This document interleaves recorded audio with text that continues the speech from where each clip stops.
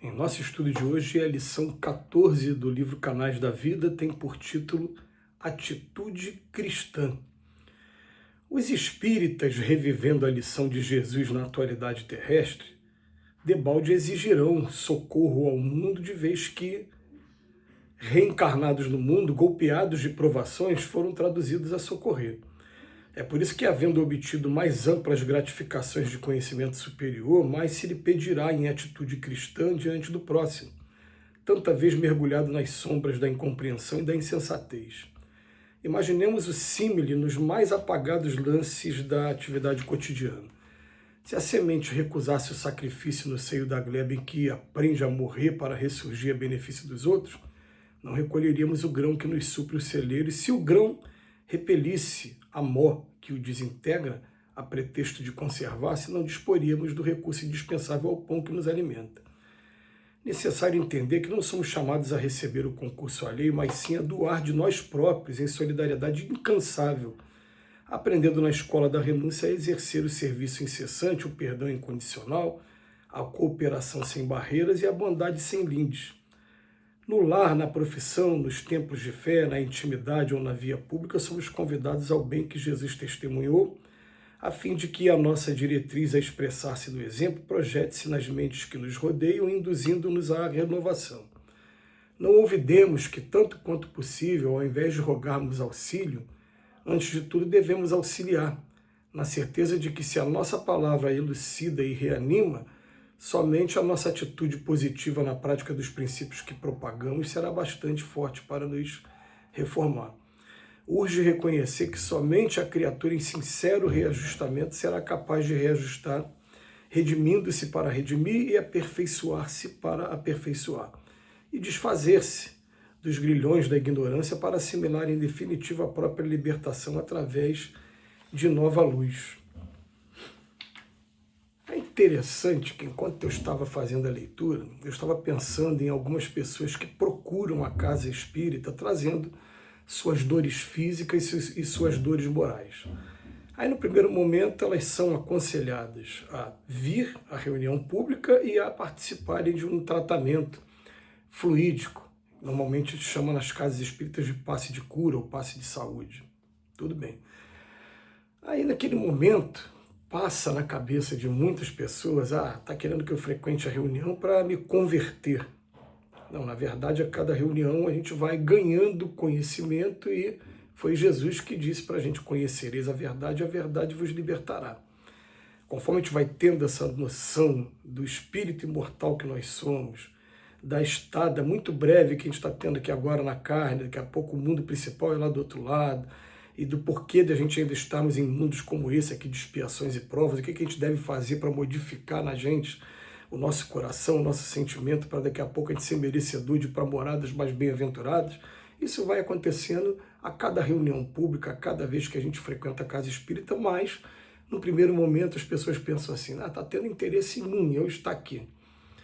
Aí depois o que acontece? Né? A pessoa passa pelo tratamento e naturalmente vai ser convidada ao quê? A escolher um dos trabalhos que a casa oferece, e aí a pessoa já, vamos colocar ainda contaminada pela ideia de que toda prestação de serviço, de mão de obra deve ser remunerada, ou que vai estar perdendo tempo, ou que tem um emprego, a pessoa acaba recusando essas tarefas que são oferecidas, que na verdade são tarefas que vão estar proporcionando a oportunidade da pessoa estar fazendo a diferença na vida de outros e estar recebendo de volta essa energia muito salutar que mexe com o nosso humor e que nos incentiva o tempo todo, mesmo com dificuldades mil afinetadas que a gente vai tomando, a gente ter fé, a gente ter força, porque eu começo a me interessar pelos outros, os outros também começam a se interessar por mim, mesmo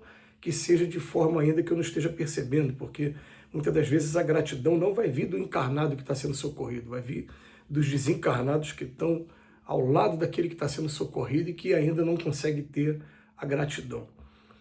E a gente fica pensando assim, né?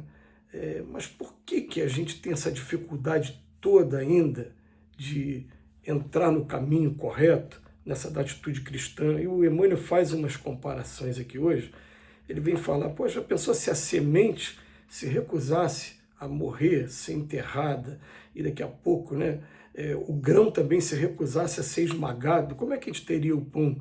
Então são momentos que vai ter sim, vai ter que ter esforço de cada um de nós, vai ter que ter renúncia, vai ter que ter sacrifício sim.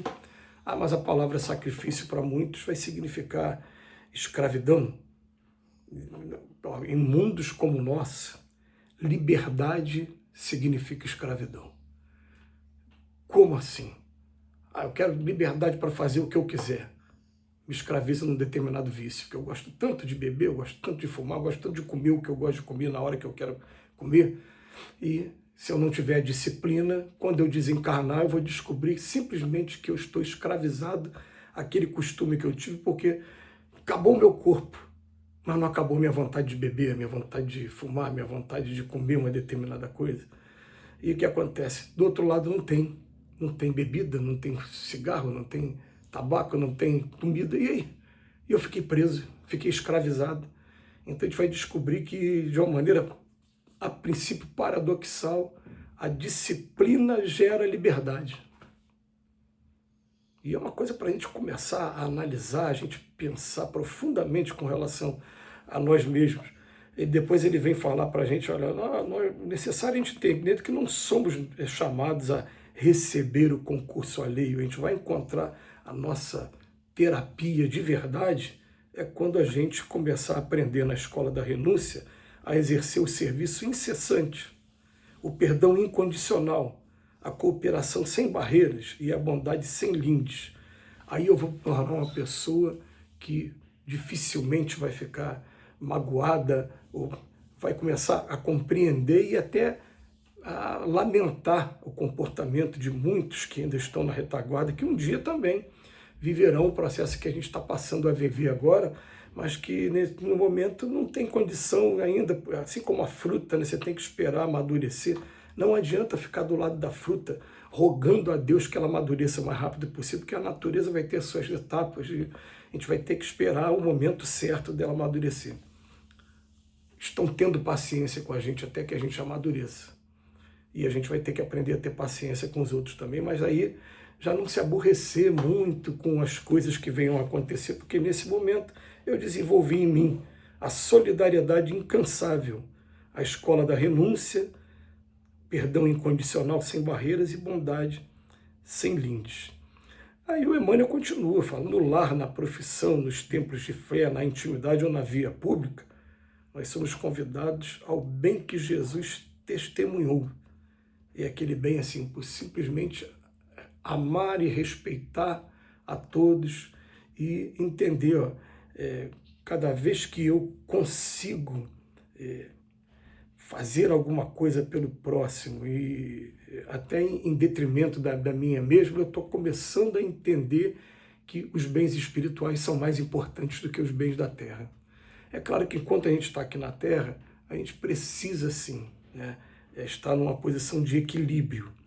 O problema é quando você vai mais para o campo dos bens materiais ou mais até para o campo dos bens espirituais nesse momento. A gente até encontra pessoas que conseguem fazer isso. Mas será que estamos preparados para isso? Será que estamos preparados para essa renúncia toda que o Chico Xavier teve, por exemplo, de viver a vida inteira ganhando 1,5 salário, de passar privações materiais o tempo todo, a alimentação que ele teve, quando ganhava doação, ele doava tudo que ele ganhava logo imediatamente, falou, eu só tenho um corpo, não preciso de mais de um terno. Será que a gente está preparado para esse tipo de coisa? Será que a gente está preparado para deixar como herança para os nossos filhos o que o Mahatma Gandhi deixou? Uma sandália e uma máquina de tear. O inventário dele era isso. Esse é o patrimônio do Mahatma Gandhi. Será que a gente está preparado para isso? Então a gente vai vivendo aqui, por enquanto, o equilíbrio, não deixando que os bens materiais eles nos escravizem, porque esses bens materiais são para ser utilizados aqui nesse mundo, mas daqui a pouco, quando eu sair daqui desse mundo, os bens que eu levo para o outro lado são a minha inteligência, o meu amor, o meu sentimento, só isso. Mais nada. O resto vai tudo ficar por aqui. Então, urge reconhecer que somente a criatura em sincero reajustamento será capaz de reajustar, redimindo-se para redimir, aperfeiçoando-se para aperfeiçoar, desfazer-se dos grilhões da ignorância para assimilar, em definitivo, essa própria libertação na luz. Que Jesus nos abençoe hoje e sempre.